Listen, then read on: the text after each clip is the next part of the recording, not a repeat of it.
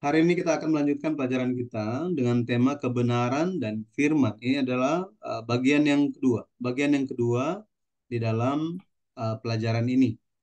Dan apa yang sudah kita pelajari, ya, kalau kita ingat lagi, gitu ya, kita telah membandingkan mengenai kebenaran dan firman.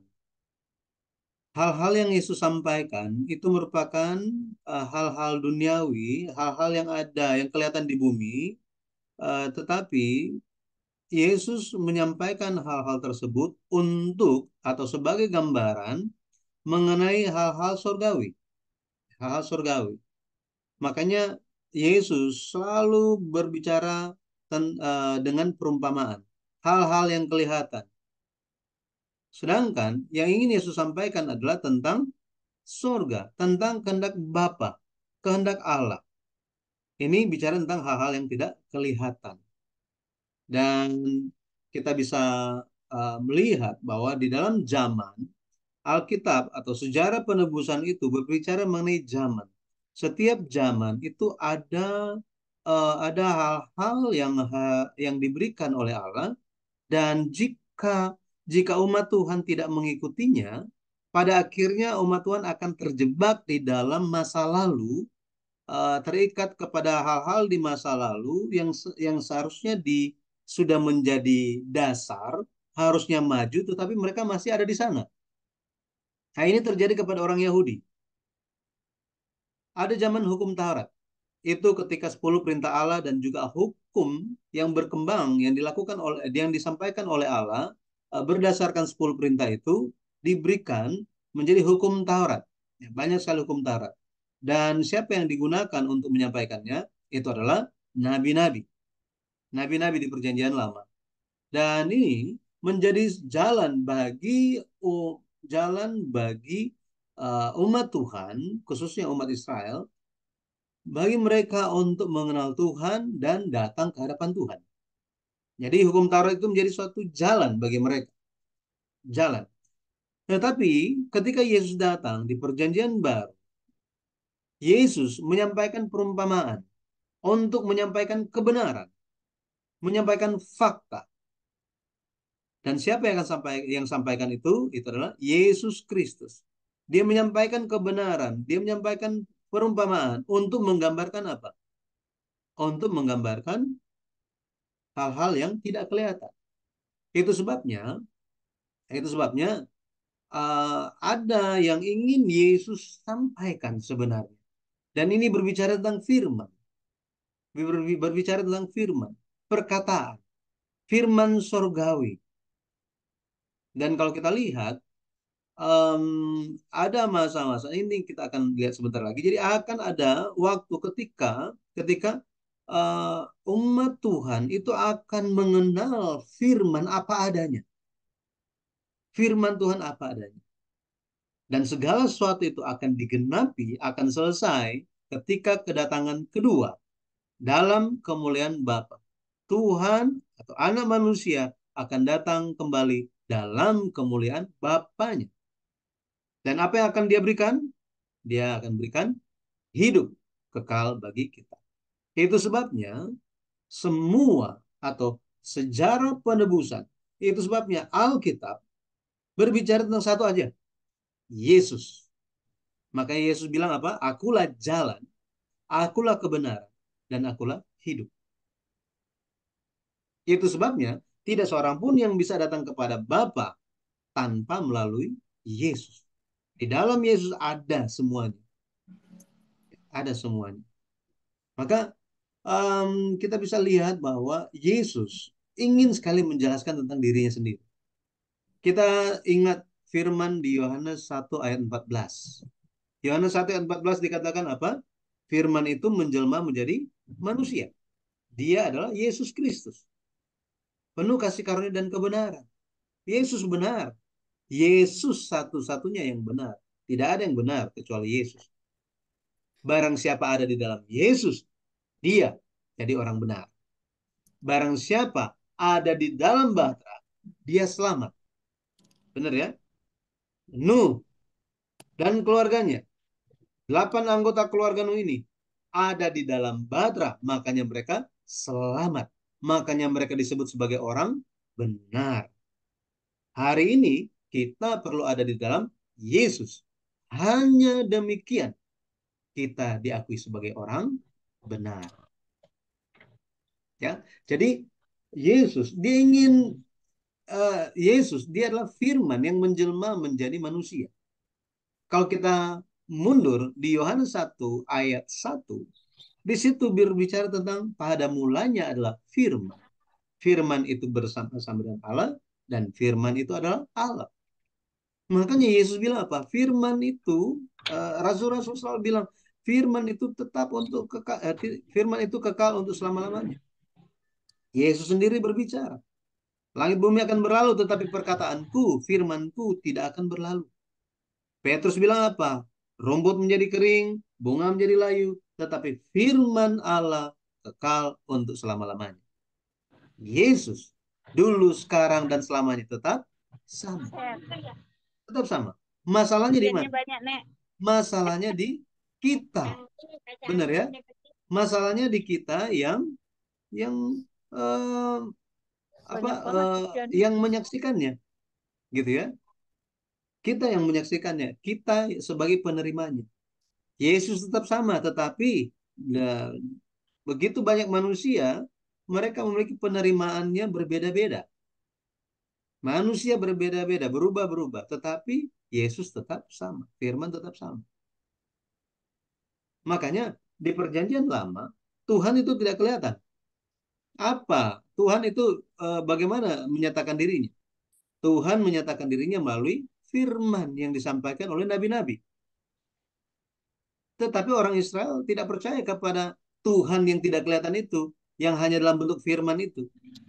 Hanya disampaikan lewat perkataan saja. Makanya dia datang sebagai manusia untuk menggenapi setiap nubuat-nubuat itu. Tetapi Yesus ingin mengembalikan semuanya ke posisi awal. Ingin melakukan pekerjaan pemulihan. Makanya bagaimana caranya Yesus melakukan hal ini? Yesus berbicara, dia sampaikan. Yohanes 10:30, aku dan Bapa adalah satu. Aku dan Bapa adalah satu. Kalau kita baca ayat 31, Yohanes 10:31, orang-orang Yahudi ingin melempari Yesus dengan batu. Kenapa? Karena ketika Yesus bicara aku dan Bapa adalah satu, mereka menganggap Yesus itu sementara menghujat Allah. Mana mungkin kamu hanya manusia bisa menyamakan dirimu dengan Allah. Mereka tidak mengerti. Mereka ingin melempari Yesus dengan batu.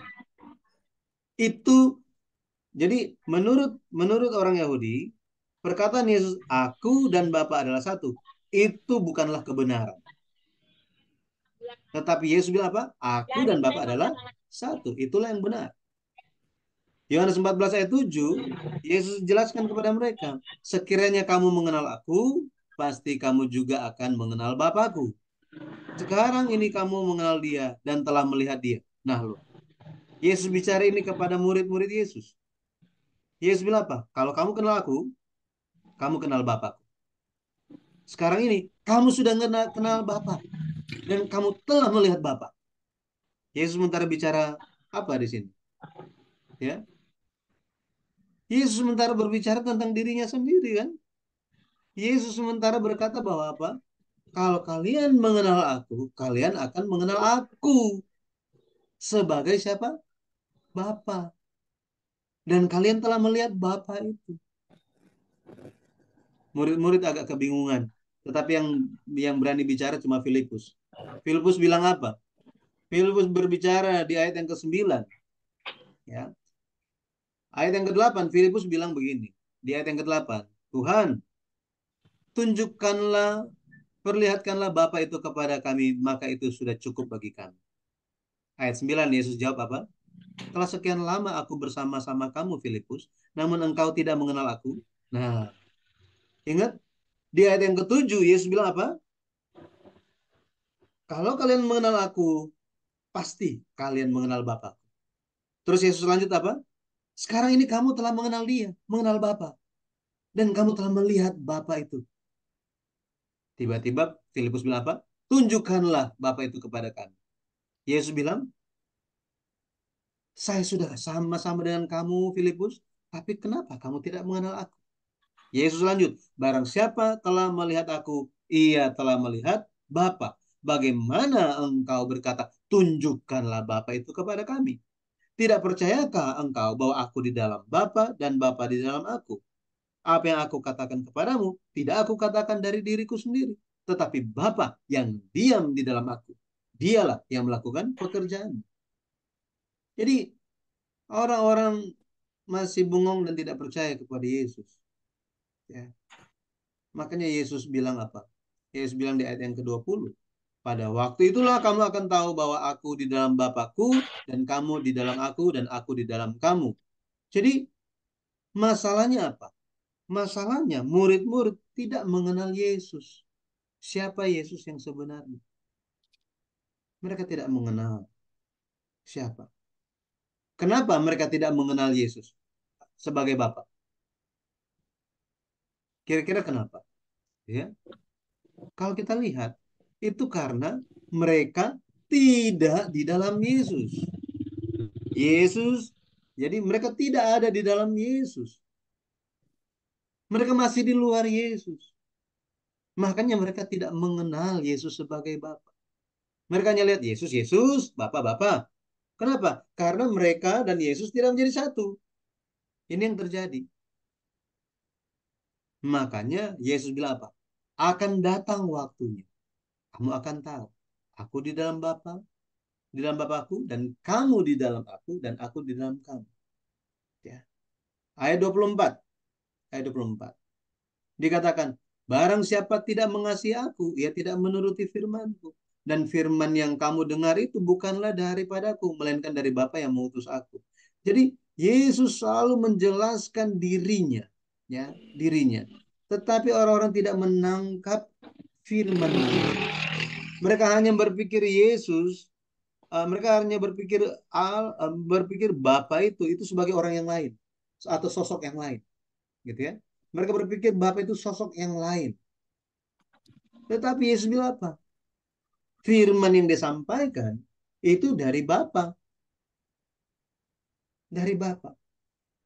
Orang-orang tidak bisa membedakan, ya. Tidak bisa memahami hal itu, dan mereka hanya lihat mana mungkin Bapa dan anak bisa jadi satu. Benar kan? Anak saya Benjamin. Mana mungkin saya dan Benjamin itu menjadi satu? Benar kan? Sulit. Di dalam pemahaman manusia itu sangat-sangat sulit. Sama seperti konsep Tritunggal. Sangat sulit untuk dipahami oleh manusia.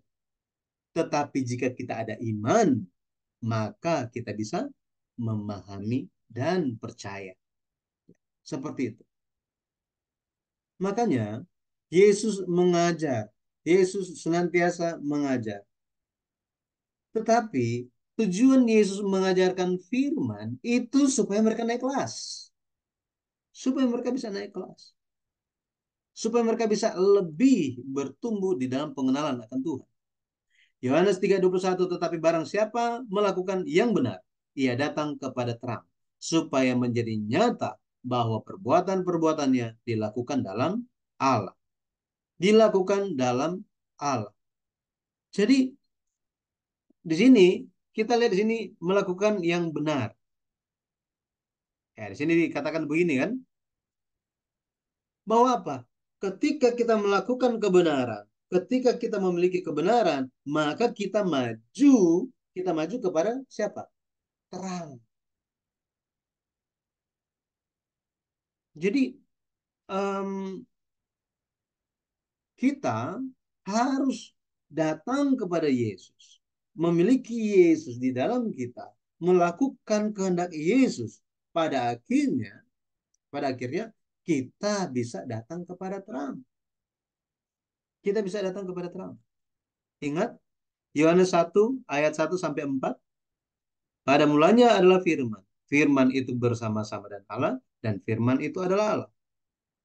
Di dalam firman itu adalah terang, ada hidup, ada terang. Jadi Terang itu tidak kelihatan, tidak berbentuk. Itu terang. Maka lewat percaya Yesus, kebenaran itu pada akhirnya kita akan masuk dalam pengenalan, dalam iman yang sesungguhnya. Bahwa apa? Yesuslah Tuhan. Yesuslah Allah. Dialah, dialah, dialah Bapa. Gitu ya. Dialah Bapa. Yohanes 16 ayat 25 dikatakan apa? Yohanes 16 ayat 25. Di sini dikatakan sangat penting bagi kita untuk menerima roh kebenaran.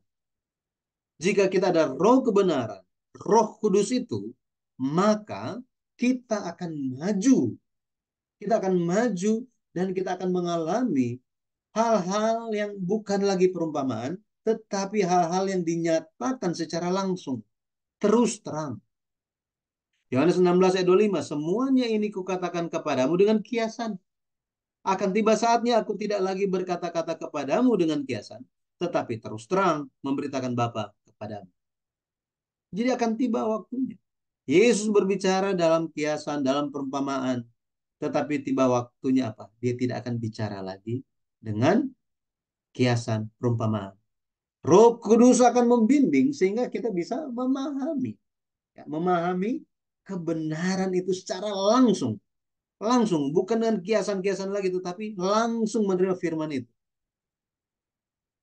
Ini mengingatkan kita kepada Wahyu. Wahyu 5 ayat 1. Rasul Yohanes, dia bilang, aku melihat di tangan kanan dia yang duduk di atas tahta itu sebuah gulungan kitab yang ditulisi sebelah dalam dan sebelah luarnya dan dimeterai dengan 7 meterai. Hal ini mengajarkan kita bahwa ada gulungan kitab yang termeterai. Firman Tuhan itu termeterai. Daniel, ya Daniel, ketika dia menerima wahyu Allah, dia bertanya, Tuhan, apa maksud semua hal ini? Allah berfirman apa? Meteraikanlah, meteraikanlah. Kamu tidak perlu tahu mengenai hal ini sekarang. Kenapa? Karena ini akan termeterai sampai akhir zaman. Nah, ketika Yesus datang, maka itulah akhirnya. Ketika Yesus datang, itulah apa? Akhirnya. Kita umat manusia berpikir bahwa oh iya nanti, oh ya nanti, nanti. Oh bukan sekarang, nanti. Akhir zaman itu yang dibicarakan oleh Daniel itu kapan? Ketika Yesus datang. Tetapi ketika Yesus datang, tidak ada yang menerima dia. Ya. Sehingga akhir zaman itu diperpanjang. Dan sampai hari ini sudah 2000 tahun diperpanjang. Harusnya sudah selesai 2000 tahun yang lalu. Tetapi manusia menolak Yesus. Masih ingat perumpamaan kebun anggur? Nabi-nabi atau hamba-hamba itu dikirimkan supaya bisa diberikan hasil panen, diberikan buah. Tetapi penjaga atau pengurus kebun anggur itu, ya pengurus kebun anggur itu membunuh mereka, menolak mereka, menganiaya mereka. Kemudian Yesus bilang apa dalam perumpamaan itu? Pada akhirnya, nah ini, pada akhirnya sang bapak itu mengutus anaknya. Karena dia berpikir bahwa apa? Dia akan disegani. Tetapi apa yang terjadi? Justru anaknya ini dibunuh. Dibunuh. Ya, dibunuh. Makanya Yesus juga berikan perumpamaan yang lain. Ada seorang pemilik kebun anggur. Dia datang ke dalam kebun anggur. Dia lihat ada pohon ara di tengah-tengah kebun anggur. Kemudian dia lihat. Waduh, ini sudah 3 tahun. Sudah dipelihara, dibesarkan 3 tahun, dipupuk dan lain-lain. Tapi kok nggak ada buah selama 3 tahun? Ya sudah, potong aja. Apa yang terjadi? Pengurus taman itu, kebun itu, berbicara kepada majikan, kepada pemilik kebun anggur. Tuan, berikanlah waktu 1 tahun. Nah ini, berikanlah waktu satu tahun supaya saya bisa ya mencangkulnya, menggemburkannya, tanah sekitarnya, kasih pupuk, siram dan lain-lain. Nanti kalau tahun depan tidak berbuah, ya sudah, potong saja. Jadi maksudnya apa? Sejak Yesus disalibkan, sejak Yesus disalibkan itu, sampai hari ini, sudah 2000 tahun berlalu, inilah waktu 1 tahun yang diberikan. Ditanya, apakah sudah ada buah atau enggak? Masing-masing umat manusia yang pernah hidup sejak zaman Yesus sampai hari ini, ada 1 tahun kesempatan itu secara rohani. Sebelum mereka menutup kehidupan mereka, Tuhan tagih apakah ada buah atau tidak. Hari ini pun sama. Jadi waktu itu sudah berlalu begitu panjang dan akan tiba waktunya ketika meterai itu akan dibuka. Yohanes melihat kitab, gulungan kitab itu penuh. Udah nggak ada bagian lagi yang bisa ditulis karena sudah penuh semuanya, bagian dalam, bagian luar, dan dimeterai dengan 7 meterai, dimeterai dengan sempurna, sama sekali tidak bisa diketahui apa isinya. Dan apa yang terjadi? Dikatakan bahwa itu sudah terbuka. Wahyu 10 ayat 1 dan 2. Dan aku melihat seorang malaikat lain yang kuat turun dari sorga, berselubungkan awan, dan pelangi ada di atas kepalanya, dan mukanya sama seperti matahari, dan kakinya bagaikan tiang api. Dalam tangannya ia memegang sebuah gulungan kitab kecil yang terbuka, yang menginjakkan kaki kanannya di atas laut, dan kaki kirinya di atas bumi. Dan ia berseru dengan suara nyaring, sama seperti singa yang mengaum. Dan sesudah ia berseru, ketujuh guru itu memperdengarkan suaranya. Bayangkan.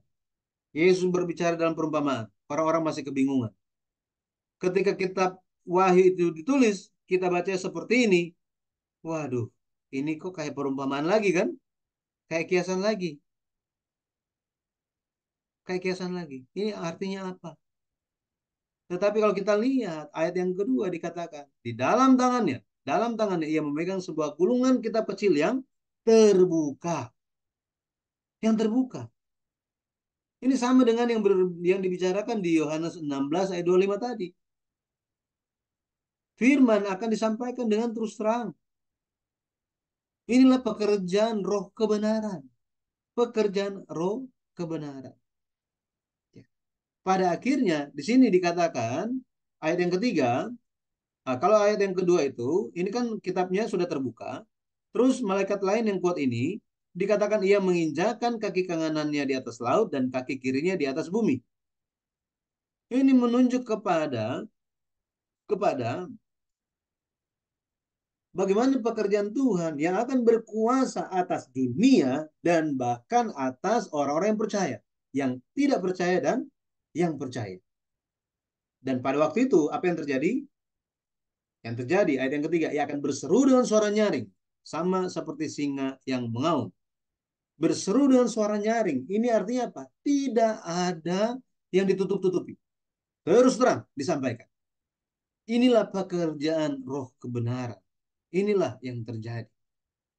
Makanya, makanya Wahyu 5 ayat yang kelima dikatakan, lalu berkatalah seorang dari tua-tua itu kepadaku, jangan engkau menangis. Sesungguhnya singa dari suku Yehuda yaitu tunas Daud telah menang. Sehingga ia dapat membuka gulungan kitab itu dan membuka ketujuh meterainya. Nah, di sini kita bisa lihat. Singa dari suku Yehuda. Ya, singa dari suku Yehuda. Suku Yehuda ini bicara tentang uh, ini dari suku Yehuda ini bicara tentang kemanusiaannya Yesus. Kemanusiaannya Yesus atau dia 100% manusia. Tetapi ketika bicara tentang tunas Daud, ini bicara tentang keilahiannya. Nah, kita biasanya menyambut Paskah itu ada perjamuan, mengingatkan kita tentang Yesus berbicara. Roti itu menunjuk kepada dagingnya, tubuhnya, kemanusiaannya. Yesus 100% manusia. Darah itu menunjuk kepada anggur berbicara mengenai darah Yesus yang tidak kelihatan yang ada di balik dagingnya. Ini bicara tentang keilahiannya. Yesus 100% manusia, 100% Allah. Ini kita tidak boleh lupa. 100% manusia dan 100% Allah. Jadi kalau kita lihat Yesus sendiri membuka, ya, Yesus sendiri membuka meterai itu. Matius 22 ayat 41 sampai 46. Saya baca. Ketika orang-orang Farisi sedang berkumpul, Yesus bertanya kepada mereka, katanya, "Apakah pendapatmu tentang Mesias? Anak siapakah dia?"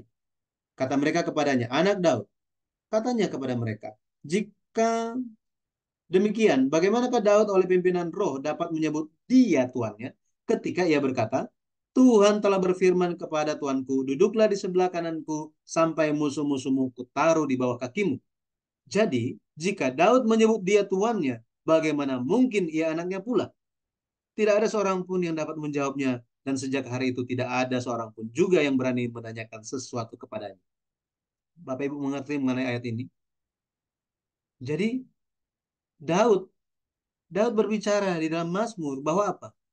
Duduklah di sebelah kananku sampai kutaruh musuh-musuhmu sampai musuh-musuhmu kutaruh di bawah kakimu. Yesus bilang apa? Daud menyebut Mesias itu sebagai tuannya, majikannya. Tetapi Mesias itu datang sebagai keturunan Daud. Bagaimana mungkin Mesias itu adalah tuannya Daud dan sekaligus anaknya Daud, keturunannya Daud? Wah, ini pertanyaan yang tidak pernah terpikirkan sejak dunia dijadikan. Nggak pernah terpikirkan. Cuma Yesus yang bisa mengajukan pertanyaan ini. Dan orang-orang Farisi itu apa? Kayak disambar geledek mereka. Langsung diam mereka semua. Sok taunya mereka itu langsung diam. Terdiam semuanya. Makanya, bagaimana mungkin seorang ayah di saat yang sama anak juga? Ini bagaimana mungkin? Benar kan? Bagaimana mungkin? Tetapi itulah Allah kita. Itulah Yesus kita. Dia katakan, aku dan Bapa adalah satu. Barang siapa melihat aku, dia sudah melihat dia, katanya. Jadi orang-orang Yahudi tidak bisa percaya Yesus. Tidak percaya Yesus. Ya. Yesus coba ajarkan mereka bahwa dia itu dari suku Yehuda. Tapi secara rohani dia adalah Mesias. Loh, apakah Yesus berbicara ke sana sini sini? Oh, akulah Mesias, akulah Mesias. Apakah Yesus lakukan itu? Tidak. Yesus tidak lakukan seperti itu. Ada orang-orang tertentu yang Yesus sampaikan secara langsung. Tidak semua. Itu hanya beberapa orang tertentu saja. Kepada murid-muridnya dan juga kepada misalnya kepada perempuan Samaria. Ya, perempuan Samaria. Kemudian ada juga kepada orang yang buta, kemudian uh, dicelikkan matanya, dimelekkan matanya, ya. Tetapi Yesus tidak lakukan seperti itu. Jadi bagaimana orang bisa tahu Yesus adalah Mesias? Padahal Yesus tidak memperkenalkan dirinya sebagai Mesias. Caranya bagaimana? Lewat kebenaran yang dia lakukan. Nah, ini lewat kebenaran yang dia lakukan. Lewat dia mengajar firman, lewat dia itu menjelaskan firman, lewat dia melakukan semua nubuat-nubuat yang disampaikan di perjanjian lama. Itu yang dilakukan. Jadi lewat perbuatan-perbuatan, lewat pekerjaan-pekerjaan Yesus, orang-orang umat Tuhan seharusnya bisa mengenal Yesus sebagai Mesias. Tapi tidak ada yang mau, tidak ada yang mau tahu. Ya, makanya kalau kita lihat ajaran Yesus itu ajaran yang seperti apa? Ajaran Yesus itu didasarkan kepada hidup yang kekal, hidup yang kekal. Yohanes 8 ayat 51. Aku berkata kepadamu, sesungguhnya barang siapa menuruti firmanku, ia tidak akan mengalami maut sampai selama-lamanya. Yesus berbicara tentang ketaatan yang menuntun kepada hidup kekal. Dari ketaatan menuju ke hidup yang kekal. Enggak mengalami maut. Ibu-ibu tahu Kesamaan dari ajaran-ajaran sesat itu seperti apa? Sekte. Kalau lihat di berita, film-film, dokumenter dan lain-lain, kesamaan dari sekte-sekte itu apa? Ujung-ujungnya mereka minum racun sama-sama. Benar kan? Matinya massal bersama-sama. Jadi yang hanya apa? Hanya berpikir tentang oh ya nanti kita mati, maka kalau kita mati kemudian nanti kita langsung pergi ke sorga. Oh kita langsung hidup kekal mati, mati, mati dan mati. Yesus tidak pernah bicara tentang mati. Yesus bicara tentang apa? Hidup ini. Makanya firman yang Yesus sampaikan itu tidak pernah berubah. Firman Yesus adalah apa? Hidup kekal. Barang siapa mendengarkan firman Tuhan dan percaya, ia telah dipindahkan dari maut ke dalam hidup. Barang siapa percaya kepada dia yang itu salah, tidak akan mengalami maut, melainkan akan hidup selama-lamanya. Ini yang Yesus sampaikan. Ini adalah firman ubah transfigurasi. Sampaikan firman hidup ini.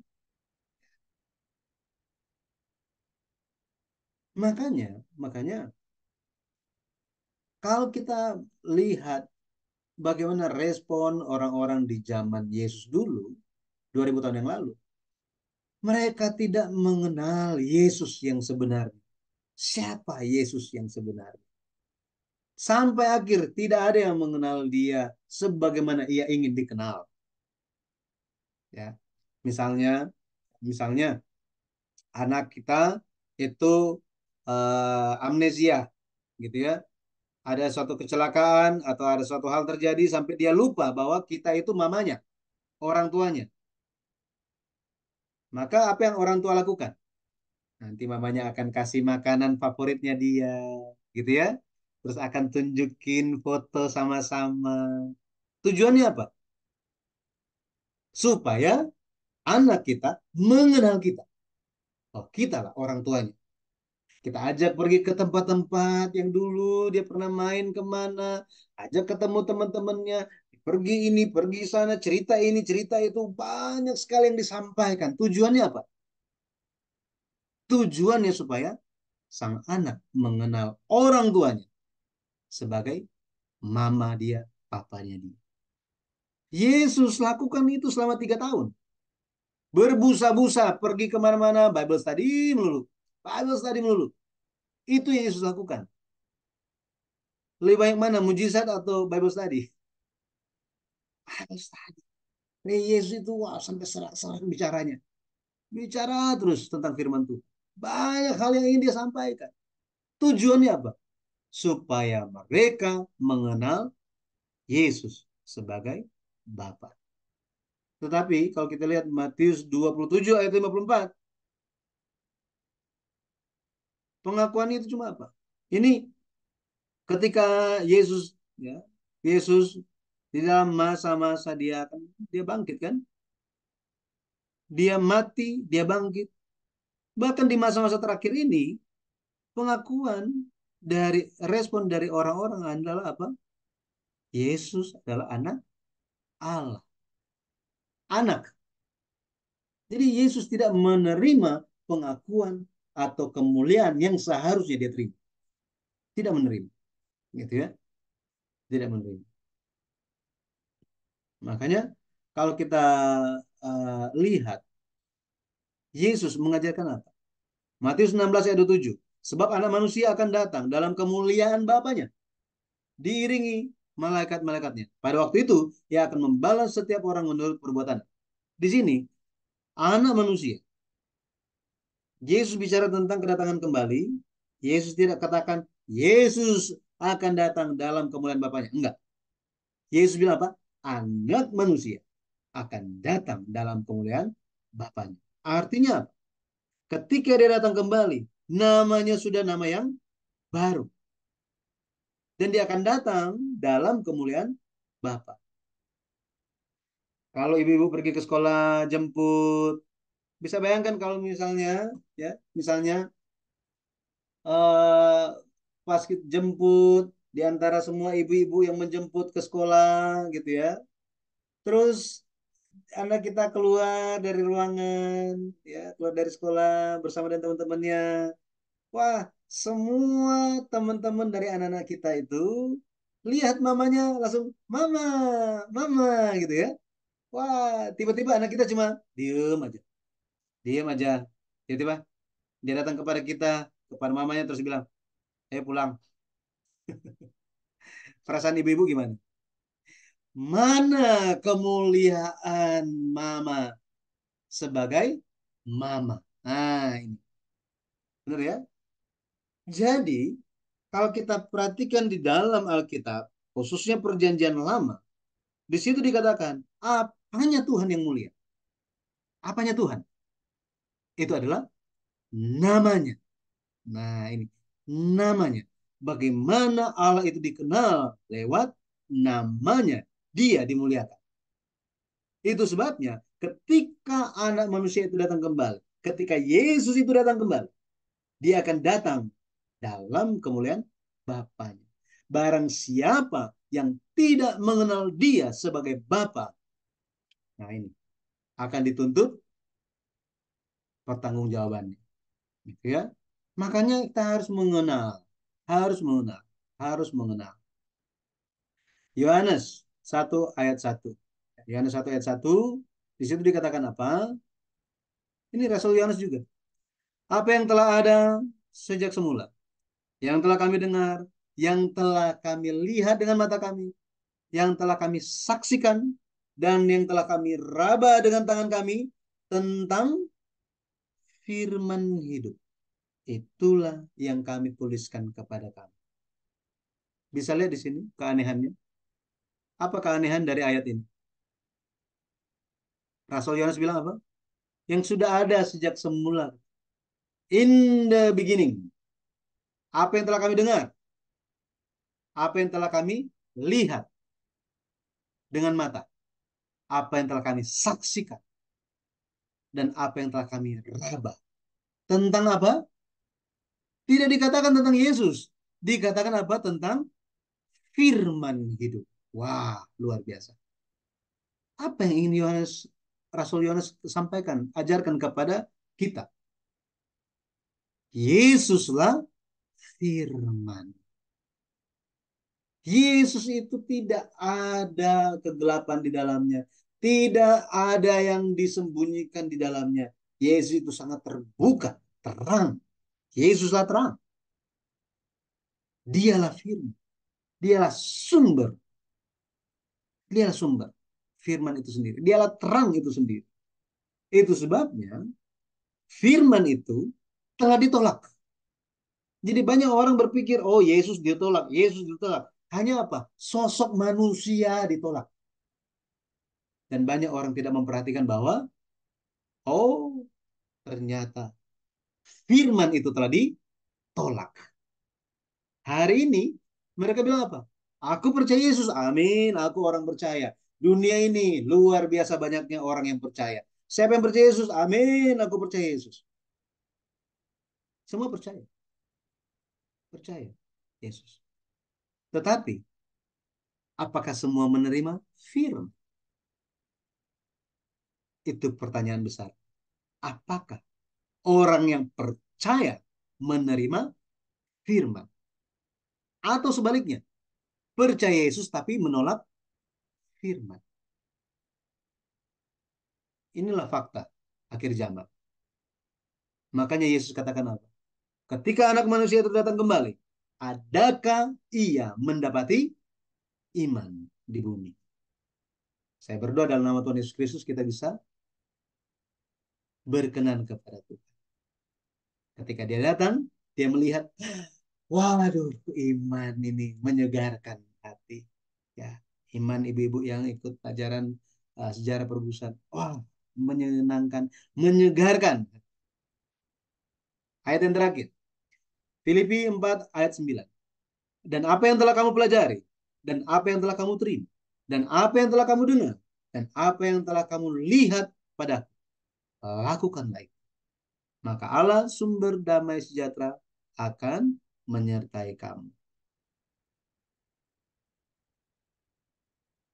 Saya berdoa dalam nama Tuhan Yesus Kristus, kiranya lewat menerima janji Tuhan, firman Tuhan ini, kita bisa masuk menjadi umat perjanjian yang senantiasa mengoreksi diri kita, bertobat atas segala kesalahan kita, dan mari kita menyambut Paskah Yesus Kristus, kematian Yesus Kristus, dan mari kita mati bersama Kristus dan kita bangkit bersama Yesus untuk memiliki hidup yang kekal. Tuhan Yesus memberkati. Sampai di sini uh, bisa dipahami? Bisa, bisa. Bisa Pak Yudi. Puji Tuhan. Silakan kalau ada yang mau didiskusikan atau yang ingin disampaikan.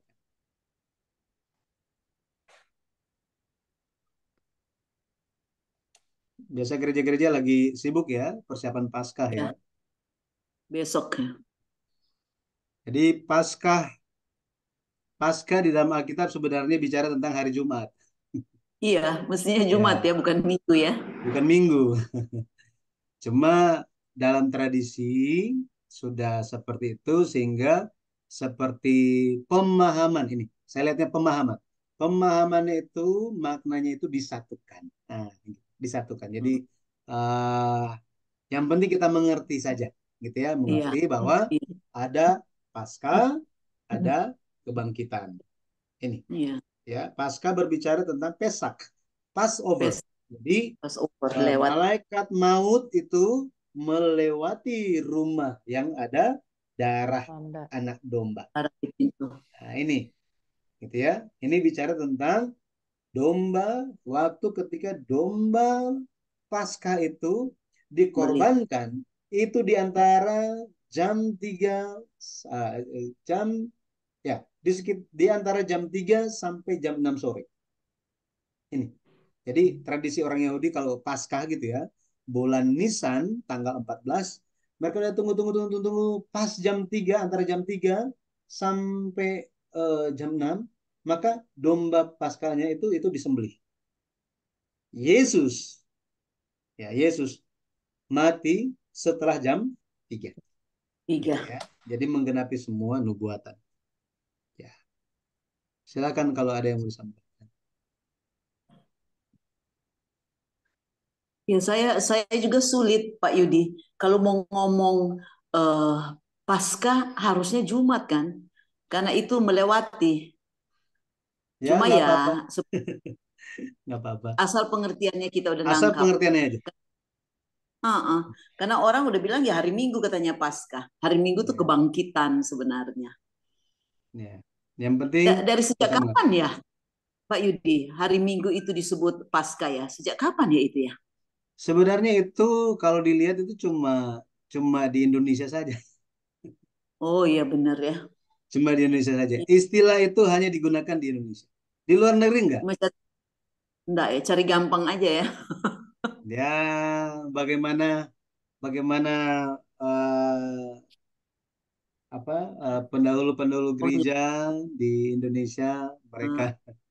mereka memasukkan itu, tetapi ya satu hal mungkin ya kita perlu meski demikian kita perlu bersyukur dalam sisi yang lain. Pada akhirnya kan tanggal merah, ya ada tanggal merah gitu ya.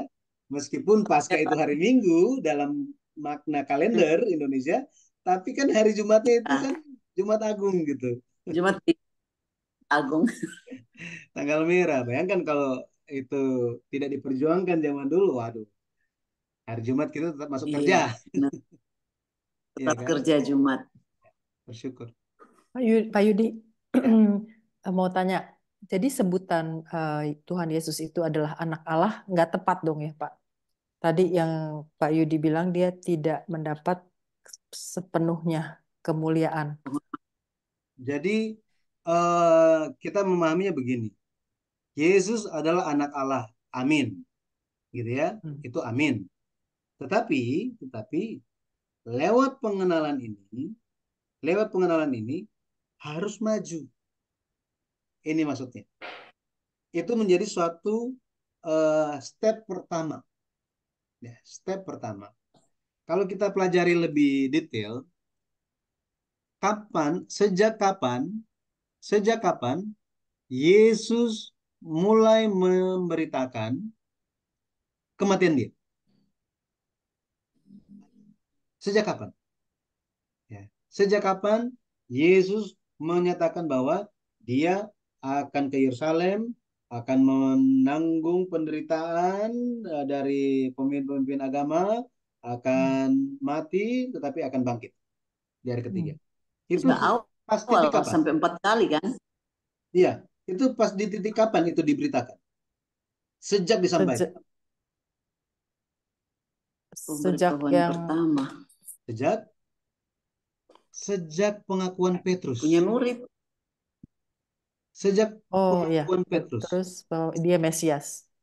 Menurut engkau, menurut orang, saya siapa? Ya. Oh, ini, itu. Menurut kamu, saya siapa? Engkaulah Mesias, anak Allah yang hidup. Anak Jadi, Petrus sendiri, murid-murid sendiri, pengenalan mereka itu tidak bertumbuh. Tidak bertumbuh. Gitu ya. Mereka tidak, makanya Yesus sampai akhir ingin terus jelaskan siapa dia.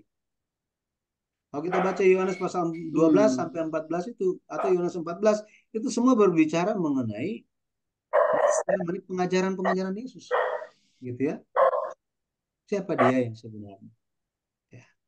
Jadi, makanya Rasul Paulus selalu memberi nasihat, bahkan Yohanes, Petrus, selalu bilang apa? Mari kita bertumbuh. Bertumbuh dalam pengetahuan yang benar, atau pengenalan yang benar tentang Yesus itu. Tentang anak Allah itu. Nah ini, tentang anak Allah itu. Dan mari bertumbuh dalam iman juga. Seperti itu. Jadi Pak Yudin, untuk kedatangan kedua kali yang di Matius 16:27 itu, dia anak manusia datang dalam kemuliaan Bapa, berarti dia udah Bapa itu sendiri dong Iya, sebenarnya. Bapa itu sendiri. Masih ingat perumpamaan Yesus di yang kebun anggur itu? Iya. Yang tadi saya bilang, kan pertama dia kirim hamba-hambanya kan? Iya, hambanya. Ini perjanjian lama. Kemudian dia utus anaknya. Tetapi dibunuh juga. Nah, Yesus bilang perumpamaannya apa? Bapa dari anak itu, pemilik kebun anggur itu akan datang. Nah, gitu. Jadi Yesus sudah sampaikan bahwa apa? Siapa? Apa yang terjadi setiap zaman? Dan bagaimana? Siapa identitas dia yang akan datang itu? Nah, Iya. jadi Yesus lakukan ini. Dia bukannya tiba-tiba terus langsung lakukan. Enggak. Karena firman dikatakan Allah tidak melakukan sesuatu apapun tanpa menyatakan kehendaknya kepada para nabi. Ini Hosea bicara itu, gitu ya. Jadi Tuhan selalu menyatakan terlebih dahulu. Yesus pun mempersiapkan terlebih dahulu semua anak-anaknya orang percaya. Bilang itu. Yang percaya. Bilang itu. Ya. Hey. Ada lagi yang mau disampaikan? Terima kasih Pak Yudi. Baik, terima kasih. Thank you Pak Yudi. Ya, semoga pelajaran hari ini ya membawa kita lebih memahami Tuhan. Amin. Jika tidak ada, Saya mungkin pengumuman? ada pengumuman ya Pak. Silakan Ya. pengumuman dulu Ibu. Iya, berhubung kan membantu pada pulang nih Pak, mau Lebaran ya. Jadi PD